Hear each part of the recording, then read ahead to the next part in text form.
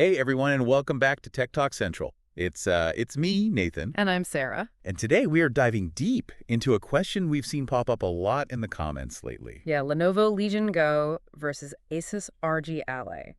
Which handheld gaming PC wins? It's a tough one. It is a tough one. We've been digging through a ton of info, mainly from Amazon listings, looking at everything from those nitty-gritty specs to what actual customers are saying out there in the wild. Yeah, trying to cut through the hype and figure out which one of these little powerhouses might be right for you. Right, exactly. Because let's be honest, both of these devices are packing some serious heat. For sure. And right off the bat, what's interesting is how much they share under the hood. Oh yeah, for sure.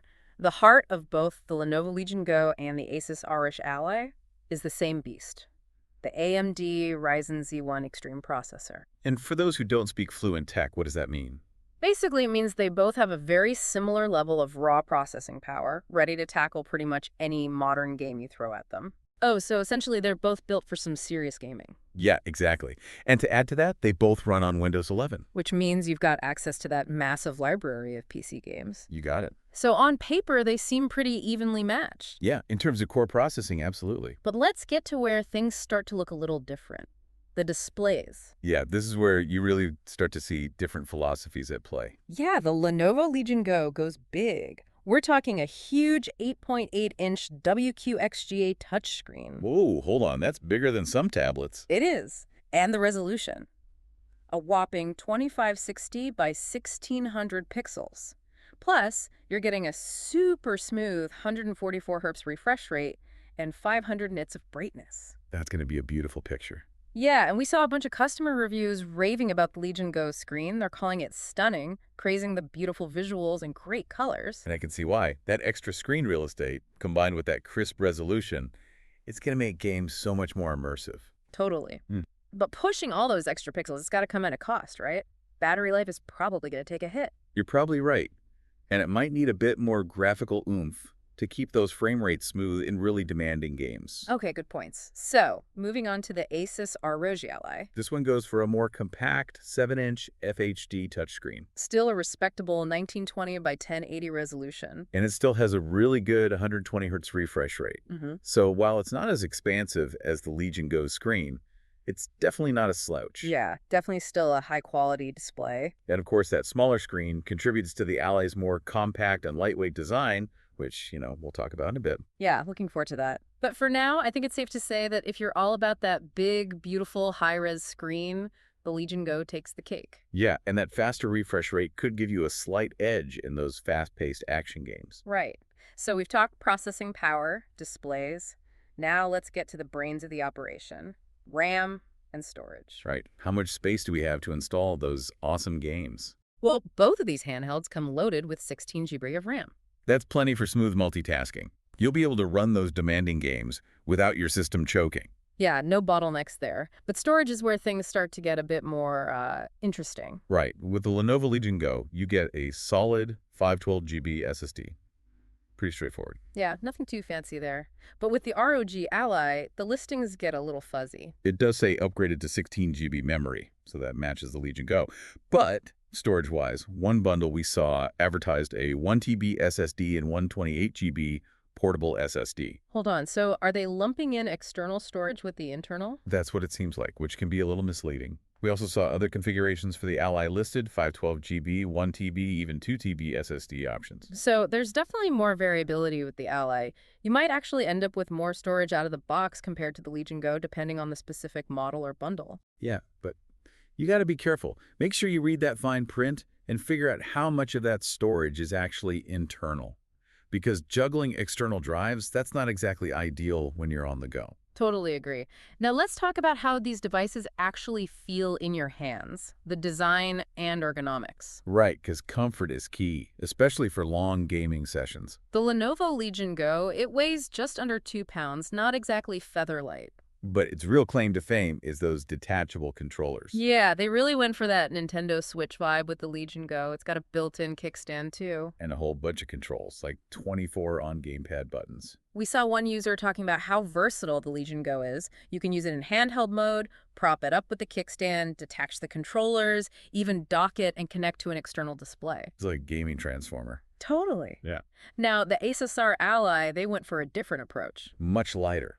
They actually market it as ultralight. Weighs only 1.28 pounds. Yeah, that's a big difference, especially if you're going to be playing for hours on end. It definitely makes a difference. Now, the Ally doesn't have the detachable controllers or a kickstand. No, it's very much focused on being a pure, streamlined, handheld device. So it's really a question of priorities. Do you value the flexibility and modularity of the Legion Go, or do you prioritize a lighter weight and more compact design like the ROG Ally? Right. Portability versus versatility. Okay, we know they have the same processor, but let's talk real-world gaming performance. How do they actually stack up? Well, with the same AMD Ryzen Z1 Extreme under the hood, we'd expect pretty comparable performance from both devices. They should both be able to handle demanding games and multitasking without breaking a sweat. Right, in theory. Yeah. But in reality, things like thermal management within the device and how well the games are optimized, that can all make a difference. Yeah, those subtle factors can have a big impact. They really can. And we actually saw some interesting feedback from Legion Go users. Several mentioned that they were able to get smooth gameplay across a bunch of titles, even some AAA games. Oh, wow, so it can handle the heavy hitters. It seems so. Some did say they had to tweak the graphics settings a bit to hit that sweet spot, but overall, they were impressed. And what about the thermals? Was it getting super hot? One user specifically mentioned that the CPU was very fast and the thermals were good. Interesting. So even though they have the same processor, it seems the Legion Go with that higher resolution display might need to work a little harder to push all those pixels.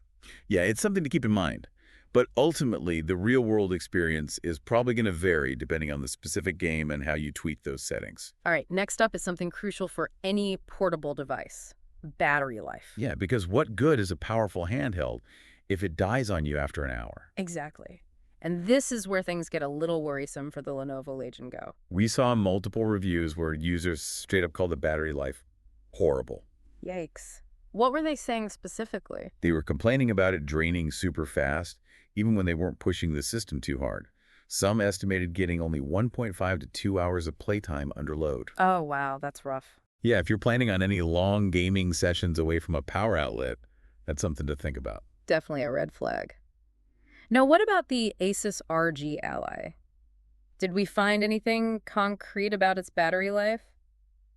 This is interesting. The info we have is actually pretty quiet on that front. There aren't really any specific details on battery life for the Ally. So does that mean it has great battery life? Not necessarily. Just because we didn't see any negative comments, it doesn't mean it's amazing. But it is interesting that there aren't any horror stories like we saw with the Legion Go. It's definitely a contrast. It makes you wonder if maybe the Ally's battery life is better, but we just don't have enough data to say for sure. Exactly. So for those of you watching, the takeaway here is that battery life seems like a potential issue for the Legion Go. Yeah, definitely a point of concern based on what users are saying. With the Ally, the jury's still out. More research needed. Agreed. Let's move on to connectivity and ports. The Legion Go keeps things simple. 2 USB 4 ports. Both with blazing fast 40 Gbps speeds. Yeah, plenty of bandwidth for connecting to external displays, docks, all those fancy peripherals. So if you're into expanding your setup, the Legion Go's got you covered. What about the ROG Ally? How does it handle connections? It's a slightly different approach. The Ally has a standard 3.5mm combo audio jack. So you can plug in your headphones or your favorite gaming headset. Yep. And then there's a micro SD card slot if you need to bump up your storage. Always a good option. What else? They've also included their ROG XG mobile interface. That's their proprietary connector, right? Right. It's a USB Type-C combo port supporting USB 3.2 Gen 2 and DisplayPort 1.4. So you can use it for data transfer, video output, and connecting to their external GPU solution. So if you want to give the Ally an extra graphical boost, you can hook it up to one of their external GPUs. Exactly. Though, to be fair, we didn't have any data on how that actually affects performance in our sources. Right, it's something to look into. And finally, there's a UHS-2 micro SD card reader. For those who prefer even faster read and write speeds. Okay, so both devices offer solid connectivity, but they definitely cater to different needs. Yeah, the Legion Go has those versatile USB 4 ports, while the Ally goes for a more specialized approach with the ROG XG mobile interface and the extra card reader. All right, last but not least, let's talk about value and what customers are saying overall. With the Legion Go, some users were really impressed. They called it a huge value for the money, especially considering that big, beautiful screen and the versatile design. Sounds like they're getting a lot of bang for their buck. Yeah, but some did mention the price being a bit steep. Yeah, these handheld PCs aren't exactly budget friendly. True. But overall, it seems like most users are happy with the Legion Go. It has a 4.4 out of 5-star rating on Amazon, based on 575 reviews. So even with those battery life concerns, people seem to be digging it. What about the ASUS ROG Ally? What's the customer feedback looking like? Well, in the excerpts we have, there's really not much to go on. We only saw a single 5-star rating. Just one. That's not very helpful. Not really. It's hard to draw any conclusions about overall customer sentiment from such a small sample size. Okay, so for the viewers at home, it seems we've got a lot more feedback on the Legion Go, with both its pros and cons laid out pretty clearly. Right, great screen, good performance, but that battery life is a question mark. With the Ally, we're kind of in the dark when it comes to overall user experience. Exactly. So to sum it all up, if you're looking for that expansive visual experience and you love the idea of detachable controllers, the Lenovo Legion Go is a strong contender. But that battery life, it's a serious consideration. Absolutely. And the ASUS ROG Ally, it seems like it could be a lighter and potentially more portable option. But we just need more info, especially on that battery life front and what people are saying about it after using it for a while. Yeah, definitely. We encourage you to check out more reviews, see what other users are saying, and really think about how you plan on using this device. Right. What are your priorities? What are your must-haves? Exactly. And to help you out, we've got links to the latest prices and deals in the description below. So be sure to check those out. And if you found this deep dive helpful in breaking down these two handheld gaming powerhouses, please subscribe to our channel, Tech Talk Central, for more in-depth explorations into the world of tech. We'll see you in the next one.